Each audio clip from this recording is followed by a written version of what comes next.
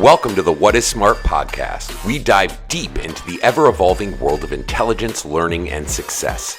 Join us as we engage with leading educators, psychologists, technologists, and thinkers, unraveling insights and challenging old notions. From EQ to creativity, from tech savviness to social awareness, What is Smart is your guide to understanding intelligence in the 21st century.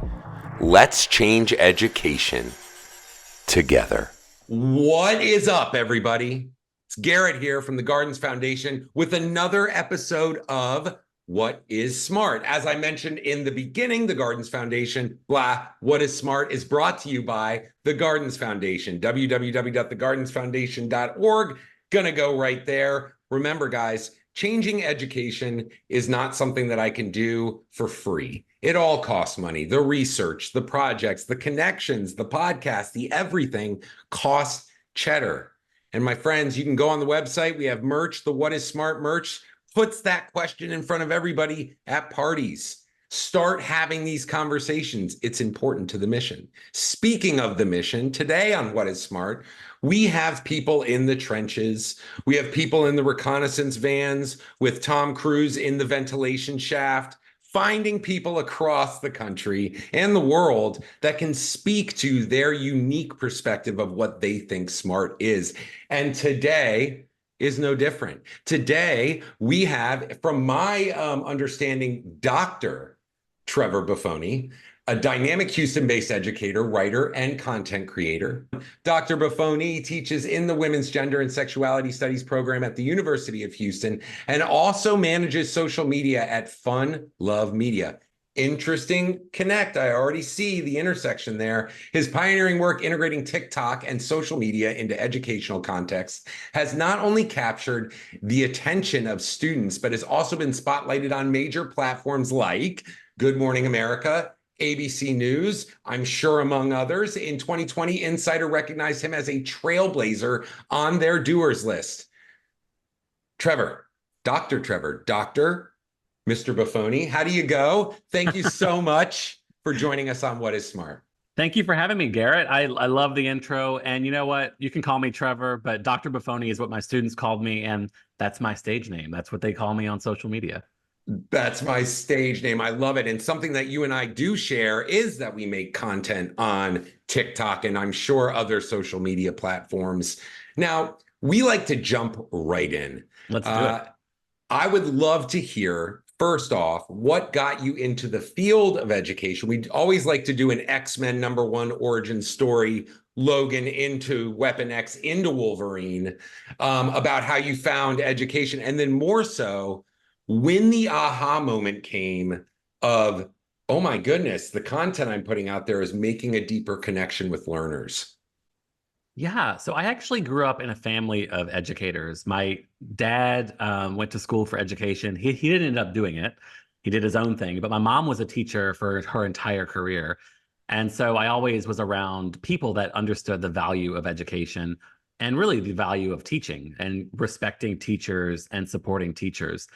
And so it was something that was always in the back of my mind. I always wanted to teach in some capacity, no matter what sort of career I was looking at. And when I graduated college, my dad said, don't rush into a job. You'll figure it out. You can stay at home. Well, a month later, Here we go. He said, okay, now's the time to get something. You have to do whatever it is. And so, it was maybe like early July. And so I called up a friend that works at a private school and I was in New Orleans. The school actually I went to for K through 12. So I knew people and I said, hey, I'll teach anything. I need a job. And so they hired me to teach 9th grade Spanish 1 and 8th grade world history. And so I taught for a year and I very quickly realized that I loved it. Like I was meant to be in a classroom.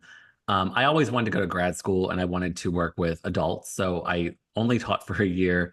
And I knew it was one of those things. If I don't leave now, I'm going to be here in the same position for a very long time. And so I went to grad school. I did the grad school thing. I have taught, at this point, I've taught from 3rd grade all the way to college. So I've taught almost every walk of life. I've taught people that could be my grandparents. And along the way, I wanted to be a college professor. I just wanted to be a college professor. That became increasingly difficult, right? After the the recession and all the things that have happened in the last 15 years or so, there just aren't positions. There just aren't these jobs. And so back where I was when I was 22, I needed a job and I started teaching high school in Houston, Texas. So this was 2018. On the first day of, now let me just backtrack a few days before I get to the turning point here. I was not happy about this. I had went and got a PhD. I had written books. I was on the news. I was doing all sorts of stuff, being a thought leader, and I was doing theater mostly. And I was really disappointed to be going back to the same job that I could have done or I was doing when I was 22, right out of college. Like I could have done, I could have skipped all this stuff in between and just made more money, right? Right. And also No. like, been more established in this space. So I wasn't really Correct. excited, but that first day of school, my dad died.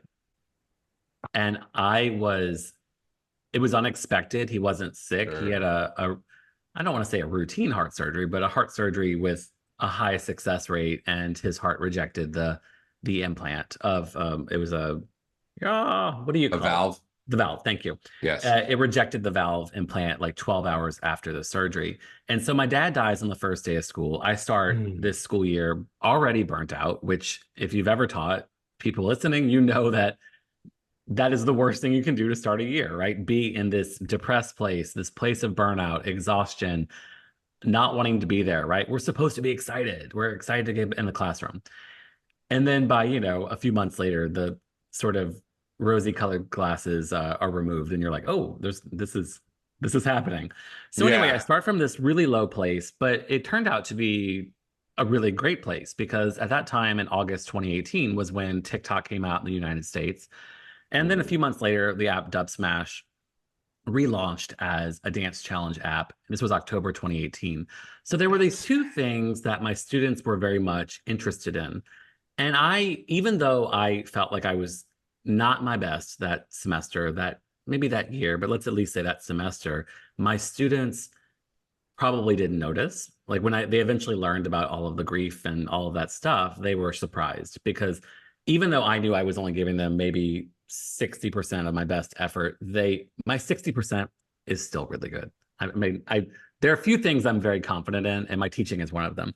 And so I had built these relationships with them, and our relationships were very much informed by music, by dance, by me being interested in what they were saying, what they were doing, without showing judgment, without shutting down their culture. And that's what adults do. They say, oh, that's not rap music. Like Tupac was rap. Or I can't believe y'all wear Crocs. I can't believe y'all do this. I can't believe y'all say that. And they make fun of the kids. And when you do that, it might be, ha ha, we're having fun. But what it does is it shows the student that there is a divide. And so I never did those sorts of things. And so one day we're in class. It's fifth period, which was my special class, my all-time special class. I love it. And we're not talking special in the happy way. And Got it. See, that's where I went. Captain no, Positive no, over no, no, here. no. This was the Yeah. class that I would say gave me hell. And they kept joking, like, I can't believe you haven't quit. I can't believe you haven't quit. And I'm like, it's not that bad. It's only 50 minutes. Anyway, so it was that class. It was a Friday. I remember it was a Friday.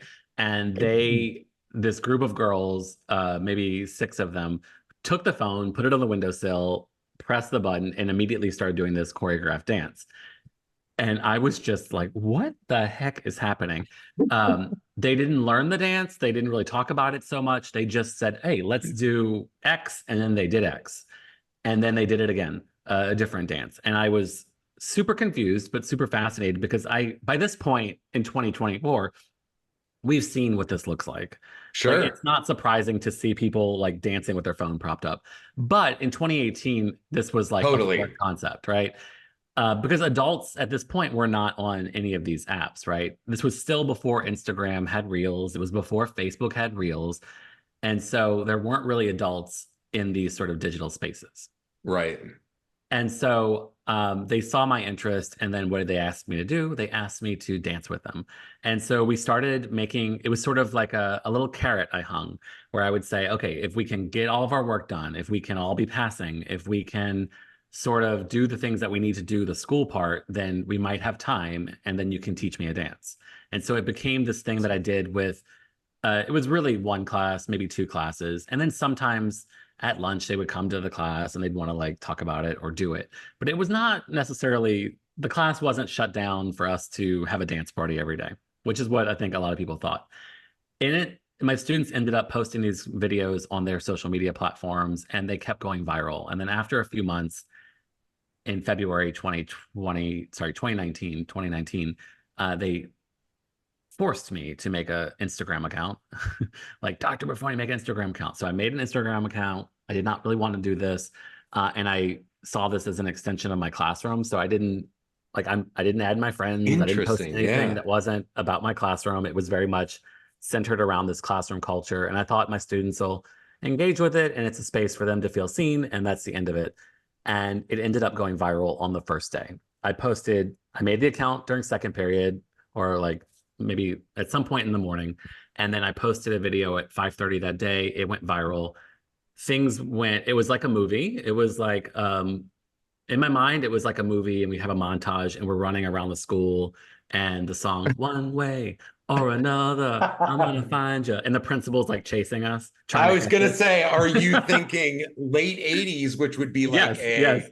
okay, got it. Like It was early 90s, late 80s very montage. Breakfast Club, very Ferris Bueller's Day Off. And of They're course, painting, you know, and exactly. And of course, but the principal was on board. Everyone knew, because I when love you it. go, the people would ask me like, "Oh, does the principal hate it? Does whatever?" Everyone know when you go viral and you're on the news, like the principal knows you're on the news. To Yeah, get on the news, the principal has to say, "Yes, you can go on the news." Like, I worked at a public school. I didn't have autonomy over that part of things. But that's we right. ended the school year on Good Morning America, and it just sort of it was a fun. It was fun. My students gave me more energy in class. They worked harder on my. I was teaching Spanish at the time, and they were more interested in my topic and the subject of the class. They gave me a lot more effort. They were excited to come to my class even when they were having a bad day. And so it just sort of revolutionized my teaching. And then after that school year ended, which I also ended in a really positive place where I was energized and excited. So all these other teachers in the building were tired and ready for the summer break. And I was like, no, I don't want summer break, I which was is gonna kind of, say, yeah. yeah, Who's gonna make my TikToks now? it was fun. Yeah. And but that summer I sort of paused and sort of thought about like what was happening, and really sort of went down to the root of what was making this thing work so well. Because a lot of people think it's a gimmick or that anyone can do these things. But I guarantee you, if you take an adult, any adult, even teachers, and you say, go into a high school and leave in 1 hour with you and them creating something together, the kids are not going to do it. Like, the kids have to trust you. The kids have to want to do that thing with you, so on and so forth. And all of the things I posted during this time period were all ideas and things that were energized from the students. Like, I was not showing up saying, let's do this. My students were showing up and saying, Dr. Funny, can I teach you this? And so essentially our classroom flipped. I became the student, the students became the teachers. And very much it was about modeling, like respecting each other, learning to work with different people, collaborating, teaching. And if anyone that witnessed this. So I had like student teachers. I had a lot of student teachers that would come in, and they would always get so much out of just watching my students and I communicate with each other and work together. So this was all, and I'm almost done this part of the story. No, no, Uh, no. It's fascinating. so this went on for a while. I mean, from that, I guess the whole of 2019 until we went virtual in 2020 in March, it was very much this like exciting journey. My students were like really into school, and I was seeing, them not only do well in my class, but they were starting to give effort in other classes. So I would have students who came into my room and were failing every class. Then all of a sudden they're passing my class. Then all of a sudden they're passing three classes, and then every class. And so I was seeing a lot of the positive effects, right? And I was also, the school I was working at is a Title I school. Love My that. students were primarily students of color. And so we did not have a lot of, I think part of why these videos did well originally was looking at it, you saw this white, sort of like nerdy millennial teacher with these young, like hip Black girls, Latina girls, so on and so forth. Um, Students that did not look like they should be with this teacher, right? And so we have Right. something interesting. And I mean, for a white person, I don't know, let's say I was 33. I guess I was 33. Come in, excuse me, 3, 2, 1. For a white Ah, let's for do a it white again. teacher to, oh sorry, for a white teacher to come into this space and to build the trust of students of color who have historically in public education felt the racism, they felt the disenfranchisement, they felt the silence, and they felt that their culture doesn't matter. It does a lot for them, and it builds a lot of trust. And so that's what you don't see when if you're just watching something that's 10 seconds long. There's a whole culture built around it. And so that went on for a while. I did not want to leave high school teach. So I taught high school up until a year ago. I'm almost at my 1 year anniversary of I don't want to say freedom, but of rest. Let's say rest. Rest is good. Rest is Of good. not being exhausted. But I was There you go. basically in January 2020, there was a shooting at our school and a student died. And because I had done, and I'm not trying to toot my own horn here, but because I had done this work, like every student in that school knew me. I mean, maybe like 80% of them, but it was a school of 3,500 students. And when I tell you, I could not walk down the halls without random kids videoing me, taking pictures with me, talking to me, because to them, I was a celebrity. Even if I wasn't, like in the mind of a 16-year-old, I was important.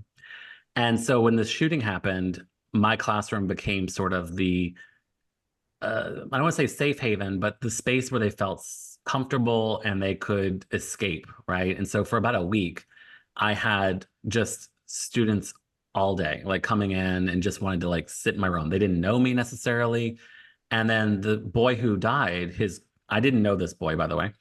His girlfriend and his best friend decided I was the adult they wanted to like have those conversations with. And so Mm. I didn't mind doing this, but it was a lot of stress I was taking on. And then, of course, we go virtual, which was really difficult. And then coming back from virtual, we had a new set of challenges. And so I felt like I was burnt out from January 2020 until let's say June 2023. And so I didn't want to quit. I just wanted to go part time, teach a little bit in the morning, 3, 4, 5 classes maybe, and then have a little bit of free time in the afternoon to go write, to go do other stuff, to really like stay 100% for myself. And my principal was very not open to this idea, not willing to be creative and make it work. And so I resigned. And so I have no regrets. But I did that, 5 year stretch where I really was leaning into social media, and not just social media, but technology in general. I did a lot of different tech stuff in my room. I embrace technology. A lot of people don't, they're afraid of cell phones with students. And my theory was let's embrace the cell phone and teach them how to work with this technology instead of outright banning it from the room, which then creates more headaches for the teacher. So I will wrap it up right there because I know you Yeah, have a no, lot of it's thoughtful things to say. woo. I think what one of the most unique things about your story is, I got an Instagram account, didn't want to get an Instagram account, but it was informed by the usage and of connectivity. And that's where I ultimately think we miss in education these days. I think there's great people out there doing amazing work, but as long as we judge every child to one column of a standardized test, we're never going to structure an environment that allows for, I mean, even in your story, right? You got to a place where you discovered something really important, really connective, almost like a bridge between you as the educator and them as the learners. And I think that at scale in our schools, there's so much ego, right? There's so much ego from top down, whether it be a principal or a superintendent.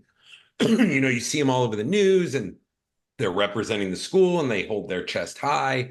But ultimately, that ego creates an environment where innovation is not put forward. And innovation isn't just like the new tech tool. Innovation is oh my goodness, you discovered something that's really connective. Let's elaborate on that. Let's see how this can, change people's lives. Or let's look at something like Dub Smash or TikTok as not just bad, like we see on the media. Like there's meaningful connections being made out there every day. There are barriers in live chats of people's, hatred or racism or bigotry being brought down because they meet someone in of a different gender or maybe of a different color or race that they've never met before, and their perspective is informed by ignorance. But as soon as they have that connective piece of,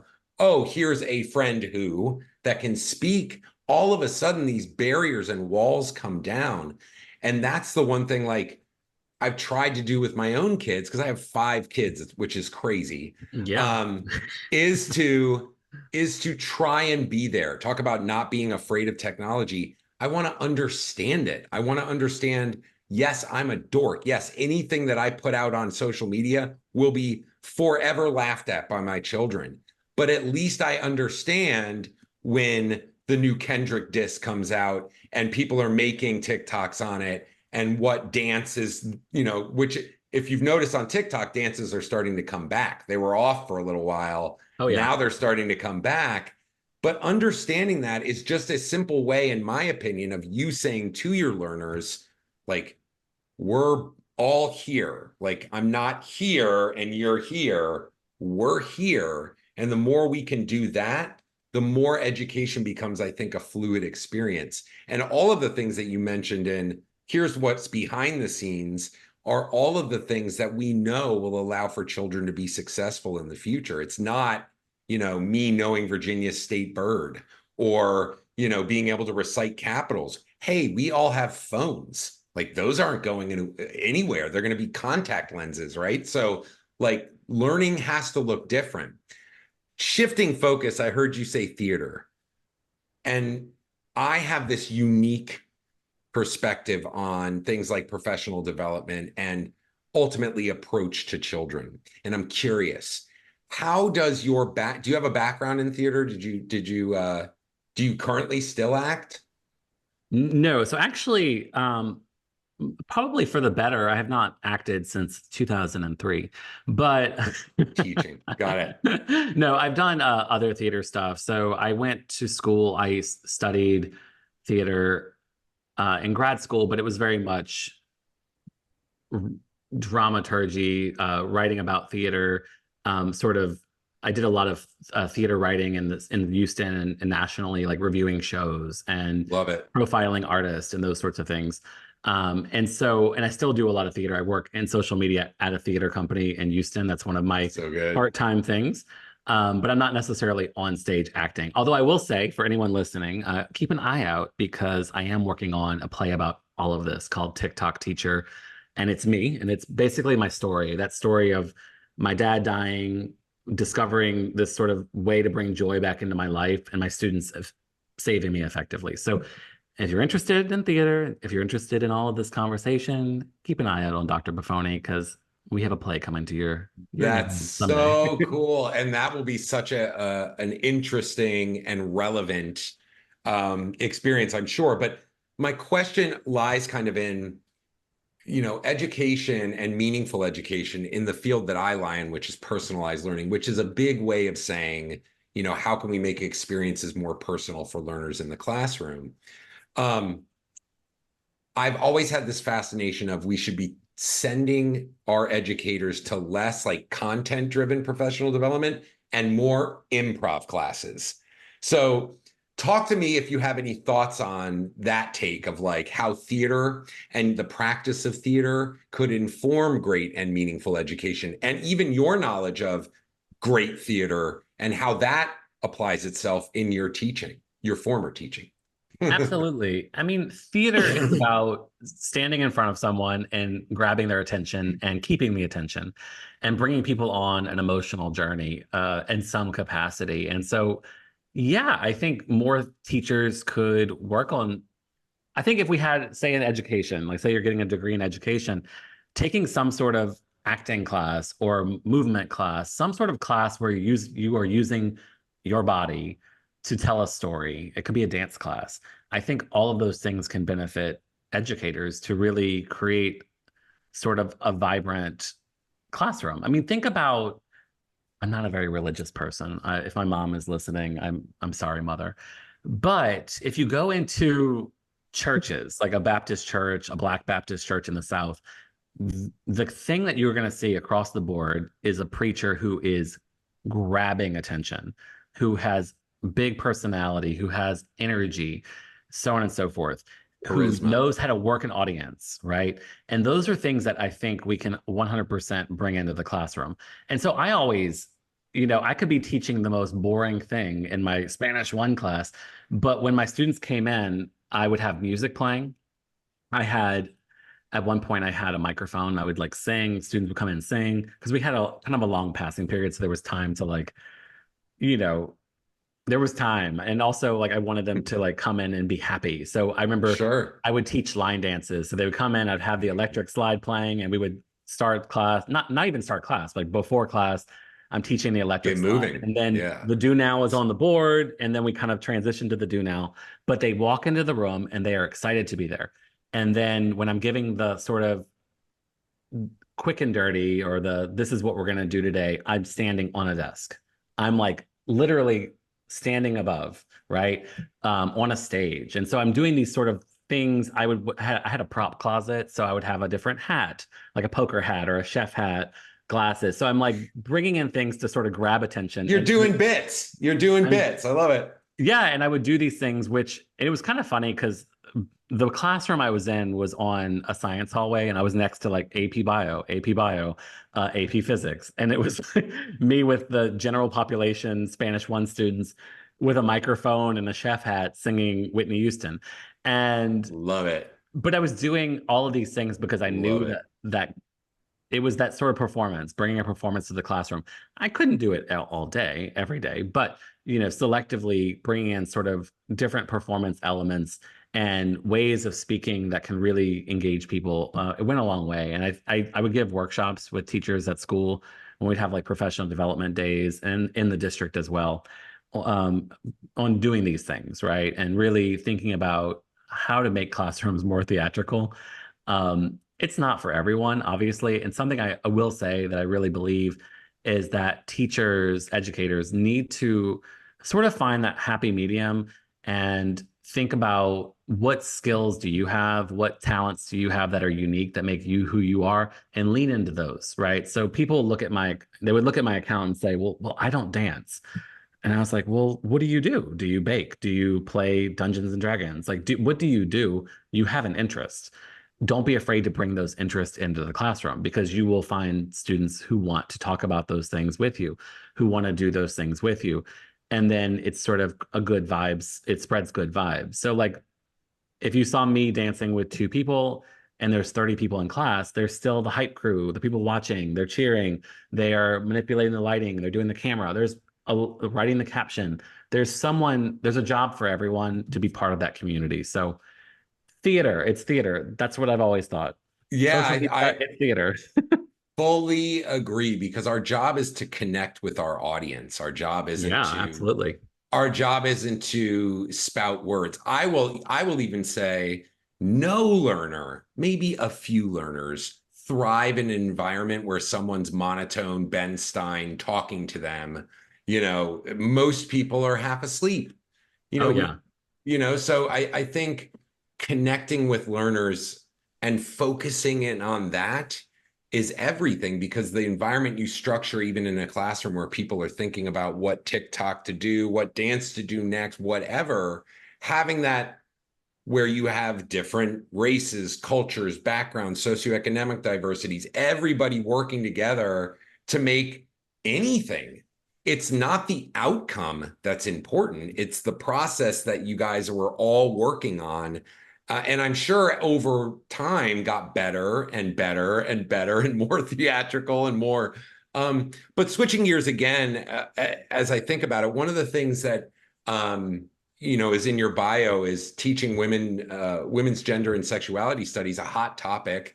Now you're talking to a guy that's dad was, gay and a drag queen. And, so I have a very, very open and understanding and broad spectrum just out of exposure and understanding and love and compassion.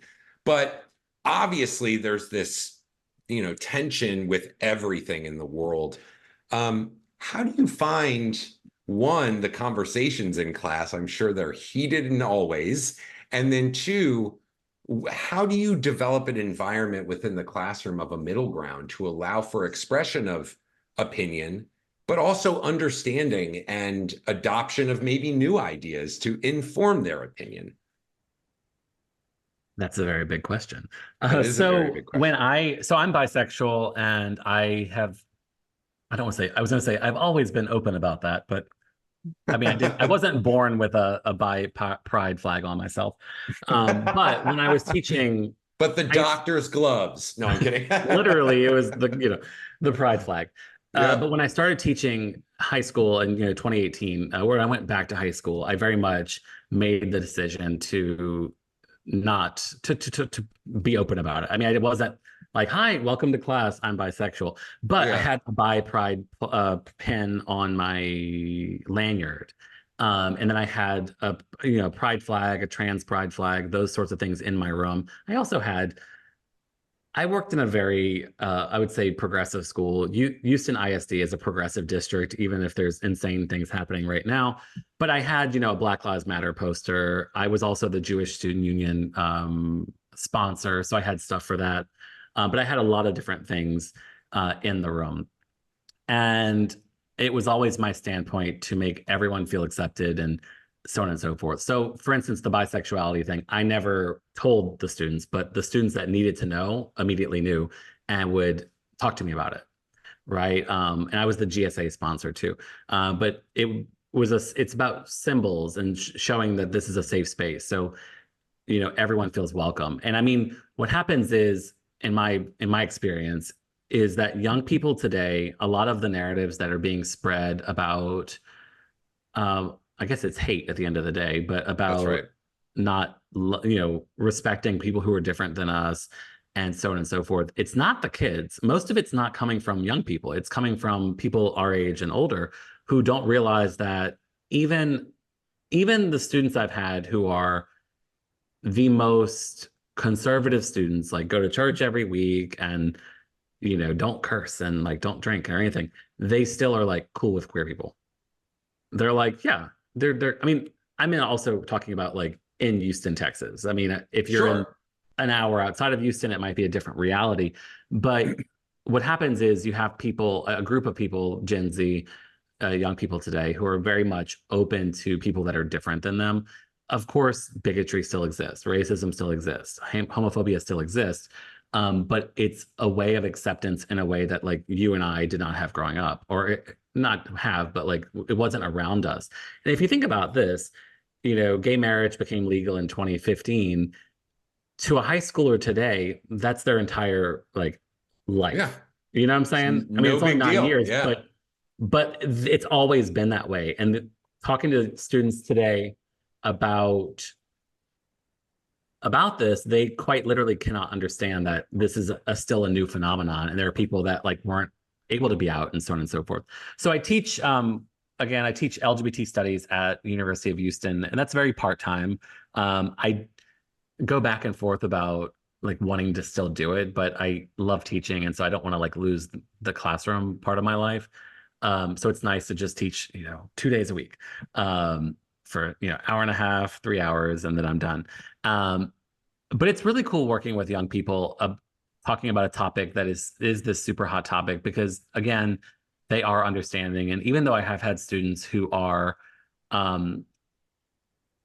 challenging, they're still open-minded. They still have decided to take this class. They still have decided to enroll in an LGBT studies class. And so they're open to that they're being open-minded, which I think if you're taking a class, whether it's a college class, high school, whatever it is, you should go in with an open mind. Maybe you leave that course feeling the same way, but you've at least thought about what it's like to be someone different, right? And so it has not been as heated as you think. But I will say on social media, one of the cool things about my account, or I think it's cool, is my students and I would do this sort of fun classroom content. And then I would post videos where I'm teaching things, where I'm talking about things from my books, or I'm talking about classroom stories or advice for teachers, so on and so forth. And I remember and then my students would talk about it in class. So we wouldn't necessarily be teaching about topic A, but they come in and say, "Hey, I saw your video about topic A. Can we talk about it?" And we would talk about it. But like last June, about a month, literally almost a year ago, I posted a video on Instagram and TikTok that was about the symbols in your classroom matter. Like what's on the walls of your classroom matter. And I didn't say anything about I just showed some video and it was all sorts of different things. I showed flags. I had Dominican flag, Mexican flag. And I also had students make posters the first week of school. So everyone got to make a poster to put on the wall that was about who they were. Right. So I had Israel flags. I had, what is it called? Goku. Dragon Anime. Ball Z. Dragon Yeah. Ball Z. I had Yeah. soccer balls. I had anything you could think of. And this video was just about students should feel seen and comfortable, and and the walls of your classroom are where that conversation starts. And when I tell you, my video on Instagram must have gotten shared on some sort of Reddit forum or something. And I mean, immediately like hundreds, thousands of comments that were like, just extremely homophobic to me. Fun. Yeah, it was. I mean, the engagement was great. I love the views. That you have to look at it that way, unfortunately. And I'm also at a point where like I am not. That doesn't bother me anymore. But it was just like really alarming, just the amount of hate, right? And there are people out there that literally think that you are an abomination because you're different. And a lot of people misinterpreted what I was saying as me hating Christians. Like, oh, a Christian wouldn't feel safe in your room. And I'm like, what do you mean they wouldn't feel safe? Like, I grew up Christian. Like, I speak Christian. I go to church on the holidays with my family. Like, I speak Christian. I love it. Former Pentecostal Christian. Yeah, you get it. I get it. I can pass as Baptist when I need to, or Catholic, because I also went to Catholic school, so I speak Catholic as well. But and I was the Jewish student union sponsor. So like I had that whole side of things happening too. But these are things that the students had no issues with. The parents had no issues with. It was these random trolls on the internet who assume that there's like hate happening. So there has been sort of the vitriol and, contention from other places, but I've never really seen it in my classroom in the same way. Oh, so good. And people like I always look at hatred towards any community as ignorance, right? And so yeah, looking and like I had a similar experience on Twitter a long time ago. I commented on some ridiculous thing Matt Walsh had said, heaven forbid, right? And kaboom, same thing. People posting stuff about my business, and I mean, just awful. But I'm willing to stand up for that. I watched my dad stand up for AIDS rights. He ended up passing away. We share that experience of AIDS in '96. But and things have changed to your credit in the sense of we get lost. And I think young folks today get really lost in, the regression that we've seen overall. But I can also see the bigger picture and be like, I remember when my dad picked me up from school and he was very out. And at that point, there was a movement to and rightfully so, not be apologetic, be who you are. And he was right in people's faces, but that equaled a crop top and booty shorts and in rollerblades picking me up. And that poses a challenging situation to a little, cisgendered kid, of a drag queen dad trying to figure things out. So things have definitely come a long way, and thankful that you're continuing that work and just even informing at the university, how to even think about things and have students form educated opinions rather than ignorant opinions. You can be hateful, but choose to be hateful and make that an informed opinion so that I know you're a complete asshole rather than just doing it because, it's a echo chamber opinion of whatever flag you fly on your, pick 'em up truck. It just, my thing is, I think hate's always going to be there. But the more we can bridge that gap through truthful information and experiences Oh and yeah.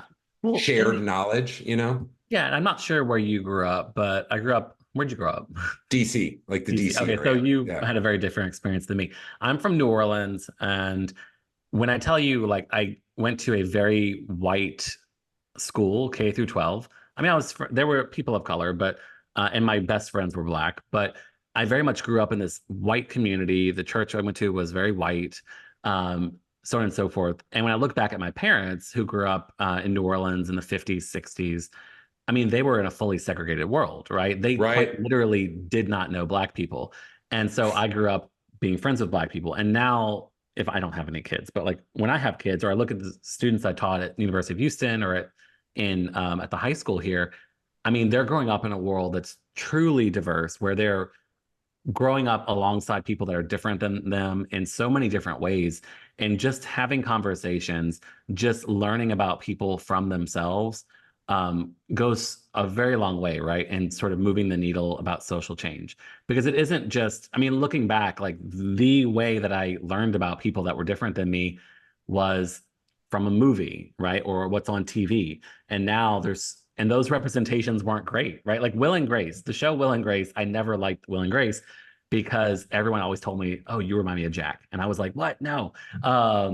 Like I didn't want to be compared to this like flamboyant character on TV, right? Right, which And is I was in seventh grade, everybody's connection. You know right? what When I I was in seventh mean? grade, right? I'm like, this is not healthy for my seventh grade No, self, not at my good for the Baptist high whole school or experience. school, Yeah, exactly. And so it's just a totally different world now where we have so much exposure to things that are different than us, people that are different than us.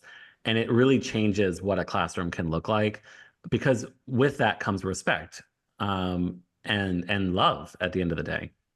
Yeah, and I always tell folks to kind of help bridge the gap is, hey, listen, some of the most loving relationships I've ever seen are between two men. Yeah. So how am I ever going to be the judge of love? I think that that's ridiculous. But anyway, we could talk forever on this, but I definitely like to think of a great podcast as a drive home. And so the way I kind of saw it is part of your work, equal parts in TikTok and even in the gender studies thing, inform a future education and a redefinition of what the term smart is. So I ask you, what do you think smart is, Trevor? I think smart is privileging student culture. Do you want me to elaborate? Mm, Am I elaborating? yes, please. I'm going to Privileging leave it at student that. You can culture, all decide what that means to you. No. So, like the Bible. No, I'm kidding. Anyway, so privileging student culture. So something I've seen, whether it's at the college level, I've also taught third grade creative writing to third graders. I've done a lot. And anytime I've really leaned into what the students love and what the students are bringing to the classroom in terms of speech, um, clothing, food, music, all those sorts of things. When you privilege that in your classroom, the students begin to feel seen, they begin to feel comfortable. So, for instance, in my Spanish 1 class, the first week of school, I mean, I never taught, I taught a little bit of Spanish, but I also would have them in groups. And I'd say, hey, just sit at your table. What do we like? What are we watching on TV? What are we watching? What movies do we watch this summer? What's our favorite music? What are our favorite songs? And we would talk about it as a class, and they start to connect. Oh, you like this? I like this, so on and so forth. And that also makes them feel comfortable and makes them feel like what they value or what they love is valued, their culture is valued, but it also gives me important intel that I can yeah. then use in my class. So then the next week when we're learning how to spell, or we're learning the alphabet in Spanish and spelling, instead of putting words in Spanish, I use all of that. So if they mention so it's like Lizzo, it's Beyonce, it's Lil Nas X, it's whatever it might be, and they're spelling their favorite musicians, they're spelling their favorite rappers, and they care about that. And so that is an entryway into the topic, right? Not everything, I firmly believe not everything has to be And I butted heads a bit with another Spanish teacher at my school because she was like, you need to be teaching Spanish culture, Latin American culture. And I'm like, yes, but also I have to get there, right? If I don't have the students on board, then it doesn't matter what I'm teaching. They're not going to care. But if I can have them on board, if I can privilege who they are, privilege their culture, it can really change what my classroom dynamic looks like. And so whether it's been that third grade creative writing where I had students teach me dances, I'd say, what are the dances? And they would show me all the, what is it, Fortnite emotes? Oh yeah. Oh Yeah. yeah. All the way to college, it changes the room.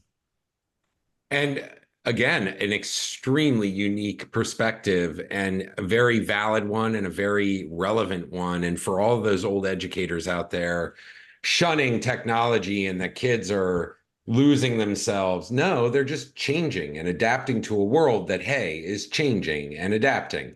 So let's commit out there, teachers, to learning a little bit more about what our kids are doing and not in a way of punishment or scolding, or judgment, but more so in a way of acceptance, understanding, so that we can leverage these tools, which is communication for learners. We can leverage this tool to get messages across, and more so sit back, shut up, and learn from what the kids are showing us. I think that is the most important, speaking from my own experience with 5 kids. Trevor, I have to ask, just you mentioned it at the beginning of the podcast, we give everyone the platform to say, go find my stuff here. I know you've written books. I know you've got great content on social media. Tell everybody out there where they can find you. Well, I'm on basically every social media platform. Just search Dr. and then Boffone, Boffone. I am the only one in the world.